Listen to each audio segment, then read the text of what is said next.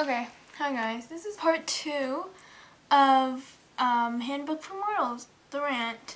Alright, so this time we're talking about the writing and how it's not the best and how much it is just filled with cliches. So the first chapter of it is actually just a bunch of cliches just told in different words over and over again.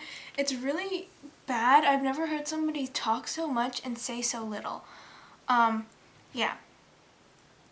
So the foreword was 3 pages long. I think I mentioned the foreword, but it basically was 3 pages long of this one author, this apparently best-selling author called Sky Turner, and just like how she couldn't pronounce Lanny's name right, and it was really bad. And here's the thing, I'll post like a picture of it up here or whatever, but she says, she goes on for a while, and then later on in the book, which I actually don't have a picture of because I forgot where it was and I don't want to go back and look for it, but she tries to make sure we say her character Zaid's name right, like for the same for so long, like 3 paragraphs worth, and I just thought that was really coincidental that her friend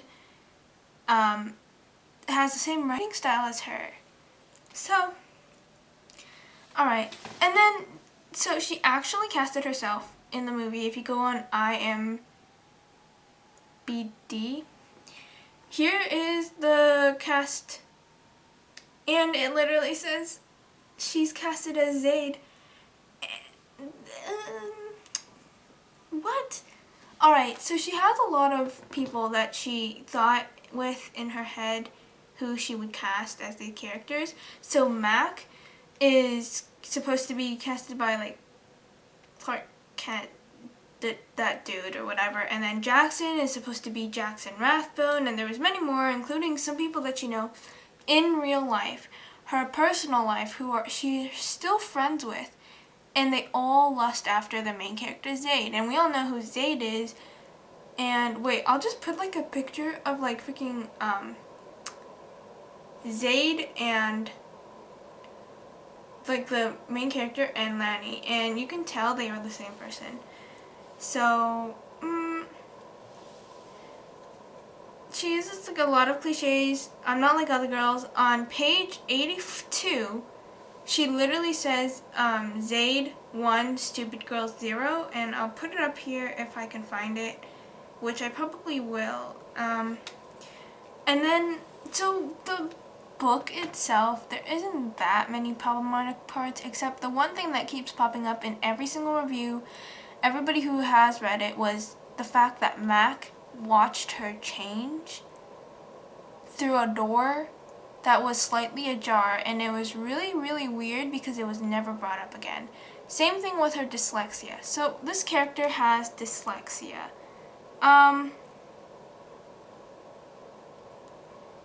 Due to my, this is an excerpt from the book. I'll put it up here.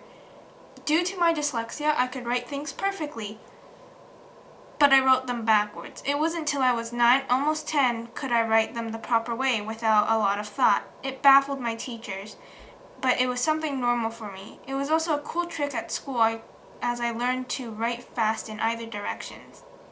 Why are we still here? Just to suffer? And then it's never mentioned again. And I hate when authors do this. Like, okay, disclaimer, I'm not saying I'm a great author, but I'm just saying this book should have been edited a lot. But I'm like saying, like, why would you bring up like something like dyslexia and then never bring it up again? Because the main character seems like she does not have dyslexia, and nothing is different with how she perceives words and stuff. And I hate it when authors do this, where they do something where they make their main character go through something traumatic and then they just forget about it. and it's just used to bring together the main character and the love interest, which is really crappy. Please don't do that. If you're thinking about writing a book, don't use rape or sexual assault as something to advance the plot. Alright. So she then describes the main character's appearance for 2 paragraphs. Alright? She has a lot of run-on sentences, so let me just do the 2 paragraphs first. It was, let me get it up. So basically, it's just describing, who we know as Lanny Sarum, but here we go. I pushed my long, many-hued hair out of the way the best I could as I threw my luggage in the car. A dark blue streak caught the light with a shimmer. I glanced at myself in the reflection of the car side mirror. People tell me I'm pretty all the time, beautiful even. I'm not sure what they see. I think I'm more of a cute, average-looking girl. I'm slender, but not what most believe. I'm slender, but I do not believe most would say skinny. Not hot girl skinny, at least. I have long legs that are toned, but I think my thighs are too large. I do not have a thigh gap. My arms are kind of flabby, and while I do have an hourglass figure, I have always felt my butt is a little too big, my face is a little too round, and maybe people are just being nice.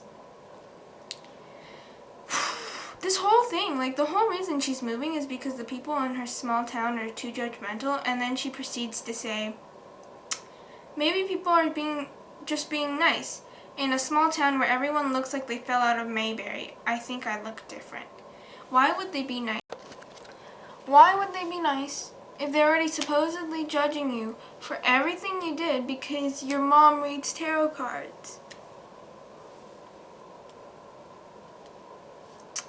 Yeah, so I would talk about the world building, except there is none. So she kind of just ran with the fact that it's taking place in Las Vegas and then just never talked about why can't she show her powers? Why does she have powers? Is it a genetic thing? Is it something you can learn? Is it like a wizard? Do you need a wand?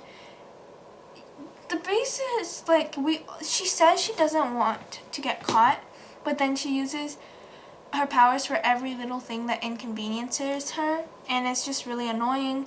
We know that her powers is shown or whatever, she can use it by rubbing her hands, which is kind of weird to me, but that's like the most we get. And then the run-on sentences. This is one sentence. After one long, comma, deep breath, I pushed myself off the top step of the porch that wrapped around the antique house and pounded down the wooden steps that led away from the house my family has owned for more than 150 years. I'll put it up here if you guys, it will be up here. Yeah, and then she also doesn't know when to stop the inner monologue between like dialogue. There's a lot of parts where she's speaking to her mom or someone, and it'll be like, okay, and okay, I'll do this. That's the dialogue, all right? And then she'll be, in her head, she'll be thinking like a paragraph, and that's okay sometimes, but she does it a lot, and it gets really too much. Like this book, this 400-page book, I believe, could have been pushed into like 100. See, this is one of her long inner monologue sentences. So I contemplated my answer for a moment before I responded. I shoved my last bag, my favorite Dakine duffel with its bold pattern, into the car, struggling to make it fit. She was right. A big part of me loved this place and loved being here with her. It was comfortable, and as much as I wasn't always completely accepted by everyone in the town, I still belonged. I was home. I also really loved helping people and guiding them through difficult hardships to a new place in life where they could be happy. My mom and I had enlightened some people in town and taught them to understand not everything we are brought up to believe in this world is true. Some were starting to see things differently, and in a few years, maybe I would even be treated like everyone else. Regardless of these things, I knew if I stayed, I would regret it for the rest of my life. I had to do more. My mother's glares and words caused me to drift into a moment of an almost daydream state of what-ifs about staying. While those thoughts circulated through my mind, my eyes caught the part of the concrete driveway that had been repaved when I was around 8 years old. And then it keeps going for a long time. Yeah, if I can fit it all, I'll put it here in like 2 separate parts. I didn't read, like this whole thing is just one paragraph though. Like it's a page long of just one page, paragraph, inner monologue, just page long. It's really, it's just kind of bad. And there's also no plot to it. She said she was gonna have 5 books and she sold 5 movie rights to the books already. But she never came out with them, and I don't know what she would have continued on with. And the last page, it was literally like, it was Mac asking, so is there a handbook? This is just what I remember, alright? I'll put it up here. So is there a handbook? Handbook for what? Handbook for Mortals. And she's like, I don't know. I'll look at one for you. I'll look for one for you. And he's like, alright. And then it says, and then they lived happily ever after. Or do they? Or do... Yeah. Yeah. This video is gonna be really short, but I don't know what else I could say. Like, I don't know. I have one more point to talk about, but it's just really, really, I think you get the gist of it. It's just not a good book, and I don't think you guys want to listen to me rant about this book for that long. In fact, I have another idea for a book rant coming soon. I probably won't post one every week because it's quite a lot of work. I'm not the best at editing, so I don't know. I think I'm going to do one for like,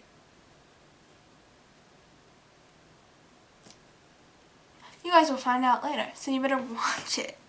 But I have a couple ideas, and I don't know if you guys even enjoy this series, kind of, but yeah.